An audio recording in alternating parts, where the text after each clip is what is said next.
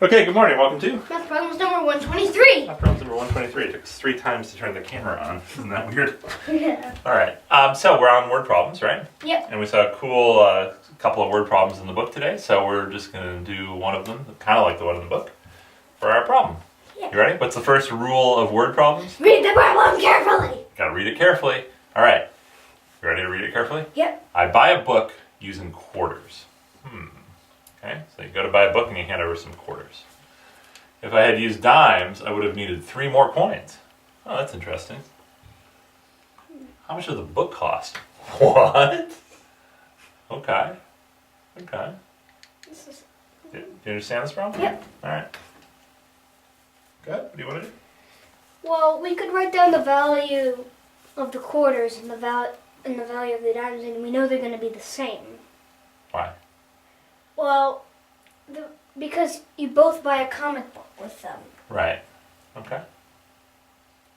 So X would be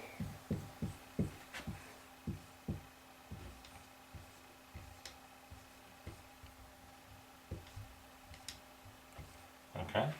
Then you can just call the dime as D if you want. Okay, X is the number of quarters. and Y is Number of dimes. Okay. so. But we know we're gonna need 3 more dimes. And we've got 2 variables here, so maybe we can make them the same for our equation. Okay. Well, we could say y equals x plus 3, maybe. Okay, so X is the number of quarters. Y equals the number of dimes. Yep. And what does that equal in terms of X, did you say? It equals x plus 3. X plus 3. Okay. Why is that?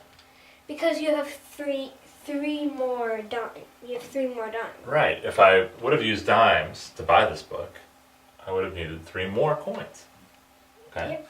So I needed X quarters, whatever X is, and I needed X plus 3 dimes. Yep. Okay. So You made that eraser. That's right.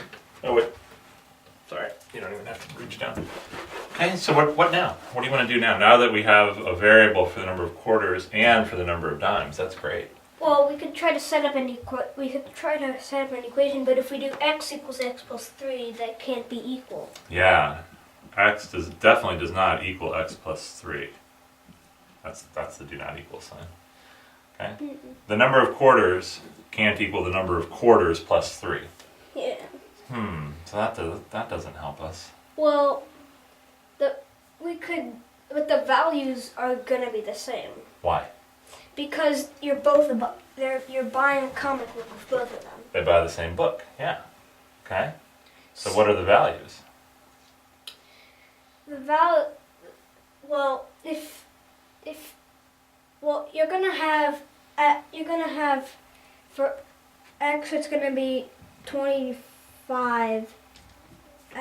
25x. That's how much money I have when I have X quarters. So like if I have 3 quarters, I have 75 cents. Yep. 25 times 3. Okay, awesome. The 25x, that's the value of the quarters. Yeah, but for the number of dimes, it's gonna be 10 times x plus 3. Aha. So if I had, let's say I had 4 quarters, so I had 25 times 4, which is 100. 100 cents. Then I have 7 dimes, which is worth 10 times Yeah, 7. Yeah. Okay. So what are we going to say about 25x and 10 times x plus 3? Well, they're gonna be the same. Yeah, so let's just write it over here. 10 times x plus 3. And now what can we do? And now we have our equation. Good, you translated it into math, now you can solve it. Good job. And now, so we can simplify, so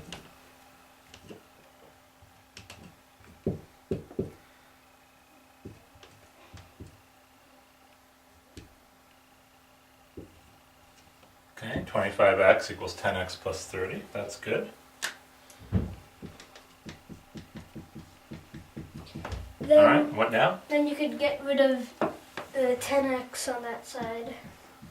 Okay. And then you'd be left with 15x equals 30. 30. And then you divide by 15. And what do you learn when you divide by 15? 30 over 15 is 2.